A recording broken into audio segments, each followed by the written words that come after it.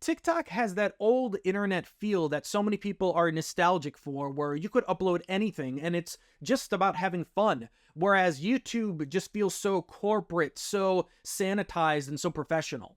Behold, the internet! My God, it's full of ads. It feels like people view music as a throwaway product, like an extra effect in TikTok. Like you have the green screen effect, and then you have the music effect. We are far away from paying $20 for a CD or even $9.99 for an album on iTunes. But how did all of this happen? How did music become so devalued? Was it all TikTok's fault? I mean, are movies and TV shows devalued the same way that music is? Sure, streaming content has changed all of our lives, and it's definitely convenient, but are we better off? Music has become a lot like fast food. It's quick and easily accessible. So how did music become devalued, and what's TikTok's role in all of this? To understand that, we have to start at the beginning. So let's just start in the 90s, where you had to buy a CD. Now, a CD back then was usually $15 to $20. Now, you might have had a lot of CDs, but it was nothing compared to what we have now, where you're paying a monthly fee and you have access to all of this music. And I think that's another reason why there's a lot of nostalgia for older artists or bands from the 90s or the early 2000s. It's not just because they've been around for years, it's because we spent more time with their music, because we had a limited catalog of music to listen to. When you had a CD, you just listened to it over and over and over again. And sure, you had your favorite song and you could skip to just your favorite song. But again, it was nothing compared to all of the music that we have access to now. And then we had iTunes in 2001, which changed everything, right? So you had albums for $9.99 and 99 cents for a single song. And that was really the end of the album as we know it, or at least the starting point. Because again, when you had CDs, sure, you could skip to your favorite song, but here was the first time on iTunes where you could just buy your favorite song and you didn't have to listen to any of the other songs on the album ever if you really didn't want to. And I'm not saying the album is this sacred thing that we never should have changed, but once you could buy music digitally, that was the end of the album as we know it. Fast forward to today, and of course you have Spotify, Apple Music, Amazon, Tidal, YouTube, all of that stuff. You pay a monthly fee and you get access to all of this music. And now artists and bands release music, every few months to stay relevant, to just pop up as a notification on your phone, to get into a playlist, all to please the mighty algorithm. And all of that has changed how we consume music. I think a lot of people listen to music passively. No one is clearing their schedule and sitting down to listen to an album and not be on their phone, or maybe not be watching TV in the background, or to just have sole focus on the music or the album that you're listening to. I mean, I do that too. We're bombarded with so much content, it is hard to focus on an entire album or even just one song. So what's TikTok's role in all of this? I think TikTok has completely changed the way that we consume music. Even when the app was Musical.ly, it was one of the first apps where music was a core part of the experience. Music is part of the foundation and culture of TikTok. So initially, TikTok was known as the dance video app, but music was a core part of that experience. TikTok is one of the only apps where you can use music and there is no harsh penalty for it. You're not really going to get copywritten for it, and you're not going to get your video blocked like you could on YouTube. Instagram and YouTube would eventually follow TikTok's success, where you could use music in Reels or YouTube Shorts, and YouTube Shorts even went as far as not giving you a copyright strike when you would use music in a YouTube Short that was under 1 minute. But TikTok is definitely a pioneer in making music user-friendly. Even earlier in the year when we had that disagreement where record labels silenced or muted a lot of the music that was available on TikTok because they were renegotiating a deal, that didn't slow down TikTok at all, and then they eventually came to an agreement. TikTok just made using music hassle-free, and it was like the first app to do that. I mean, just think about using music on any other app besides TikTok. Let's go to YouTube, for example. You could get a copyright strike, your video could be blocked. Your best case scenario, if you're using a lot of the song, is revenue sharing. And I know a lot of this only matters to, creators on YouTube, but think about this example. When Kendrick and Drake were having their beef, what did Kendrick do? He made the song Not Like Us copyright free. So you could do whatever you wanted with the song. You could play it in a video and you would still be able to monetize that. Now, one, that's a great marketing move from Kendrick because more people would make videos and more people would listen to the songs. But two, that was one of the most popular songs to ever be free to use on YouTube. So what happened? More people made videos with that song. And look at the comments on a lot of those videos. People, for the first time, were like, oh wow, I can hear somebody talk about a song. Then they could play large portions of the song and they don't have to be cut up. It just made the entire experience better and easier. There's a reason video game content is so popular on YouTube, because there's no penalty for using it. I can use footage from any game ever in my video and still have full monetization, unlike music. But TikTok made it so much easier to use music in your video and still get monetized. And I think that's one of the big reasons why people like TikTok. It just made everything so easy. So then I worry about something like AI music, because if TikTok goes away, all of those users are going to go somewhere else. And someone who's super popular on TikTok might not do well on Instagram or YouTube. They all have, different kind of features, YouTube long form, TikTok short form, etc., etc. But if all of these apps, once TikTok goes away, still make using music so hard and there are all these penalties, well, then I would naturally think that you would see a rise in AI music, because the creator is going to be able to make whatever song that they want perfectly fit the scenario of their video, whatever they need that music to be. And since those copyright rules haven't really been figured out yet, they're not going to get any penalty for it, because that's going to be easier. It's going to be more accessible. And that's what I think TikTok has done so well with music. It's just easy. Everything is easy to do on TikTok, whereas on all the other apps, it's either difficult or there's a penalty for using music.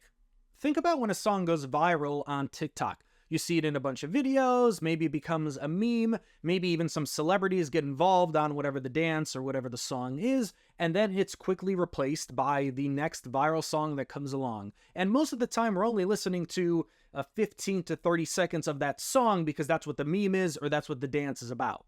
And that's when music becomes like fast food. It's just disposable. Now, I know a lot of this video has been negative, but I actually think that social media, and TikTok specifically, has been good for bands and for artists. It's already so tough to be in a band or be an artist. Ticket prices are crazy. The fans definitely don't like it. Bands are losing money just to go on tour and just to play shows. But TikTok provided an opportunity for smaller bands and artists to get their songs in front of millions of people. The positive thing about social media and TikTok specifically is that you finally had a chance to get your song in front of millions of people. Not that long ago, it was Hollywood and the record labels that were the gatekeeper, that were the middleman. They were blocking you to get your music in front of a larger audience. TikTok has that old internet feel that so many people are nostalgic for, where you could upload anything and it's just about having fun. Whereas YouTube just feels so corporate, so sanitized, and so professional. Now you could post your music, a funny skit, a short movie, and it has the chance to be seen by millions of people. And that's still a relatively new thing that I think all of us are still adjusting to. And speaking of major labels, let's talk about them for a second. Every single story that you hear about a band or an artist signing a major label contract is horrible. Like, none of them are positive. And anytime a song goes viral on TikTok, these record companies and labels swoop in to try to get their piece of the pie. It's all about control and being a gatekeeper of that process, of what the record labels can offer you. Because if I can go post a song and I have the same chance as everybody else of my song going viral and being heard by millions of people, then what do I need these record labels for if I can just do the promotion and all of the marketing myself? It's all about control and them trying to gatekeep that entire process as long as they can. So what happens next if TikTok does go away? Let's see what the big corporations are doing in preparation. I mean, YouTube went to 3-minute YouTube shorts. Why do you think they did that? Because a lot of people asked for it? No, because they want to be ready and be a system that people can go and create, 3-minute short form content videos like they could on TikTok if it does go away. And something else I've been thinking about is whether TikTok goes away or not, what's next for music consumption? Because let's just look back through history. First it was vinyl, then cassettes, then CDs, then digital, and now streaming. And at every new format, I guess we can call it, you had to basically repurchase your favorite songs, right? Like if they were on vinyl, then they went to cassette, then they went to CD. So you bought all of them over and over again, just like you did if you had a CD to put music, on your iPod. Sure, you could like burn it and all that stuff, but you would then really make your whole catalog digital, or you would just, buy it all over again. So at a certain point, like, what's the next thing? Like, there is nothing. Like, we've reached the end game of music consumption. Like, what else comes after streaming? And I think the record labels are asking themselves this question because at a certain point, it might not be 5 years, it might not be 10 years, but like at a certain point, there's no way that these record labels can make any more money.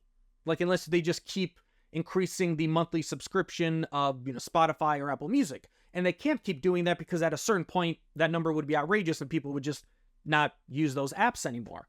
So that's what I was thinking. But then I heard about music streaming 2.0. So here's the definition of music streaming 2.0. It focuses less on scale and streaming and instead aims to increase value through different subscription levels and selling merchandise and other products to fans. It's Patreon. It's just Patreon. A super simple example of that is when you listen to an artist a lot, and then you might get an email from Spotify that's like, hey, your new favorite artist has this exclusive merch just for you. That's what Streaming 2.0 basically is as of right now. It's all about consolidation and putting it in a nice bubble. And if TikTok goes away, that's one less app than this music streaming 2.0 concept needs to worry about. The rise of TikTok allowed smaller bands and artists another mainstream outlet to get their music out. Now, I don't want to get into, the politics of TikTok and all of that stuff. I'm just talking about it from a social media consumption kind of standpoint. And even that sounds like some big, New York Times article headline. But if TikTok goes away, that's just another mainstream outlet gone and another way that smaller bands and artists have to then rely on someone else like a record label to get their music out in front of millions and millions of people. Just think about how many bands, artists, and songs went viral on TikTok, and if TikTok didn't exist, those bands and artists would never reach that same level of popularity. If TikTok goes away, it's 100% going to change how we consume music. As of 2024, there are over 150 million active monthly TikTok users in the United States. If TikTok goes away, those 150 million people aren't going to stop using social media. They're going to go somewhere else. They're going to go to Instagram and YouTube and, Twitter, Blue Sky, Reddit. They're going to go all over the place. And I think we're going to see a mad dash of these, the social media apps, all of these companies try to adapt and try to, get their own piece, specifically as it pertains to music. Because this, turning on and off of an app that has so many users has really never happened before. This isn't like when MySpace went away, because that was more of a, gradual process. As far as I understand with the TikTok ban, if this goes into effect, it'll just be, turning it on and off. And all of those users are not going to stop scrolling or doom scrolling on their phone. Their eyes are going to go somewhere else. Social media is still a relatively new thing, and I think all of us are still trying to find out the best way to navigate it. But TikTok has 100% left its mark on the music industry.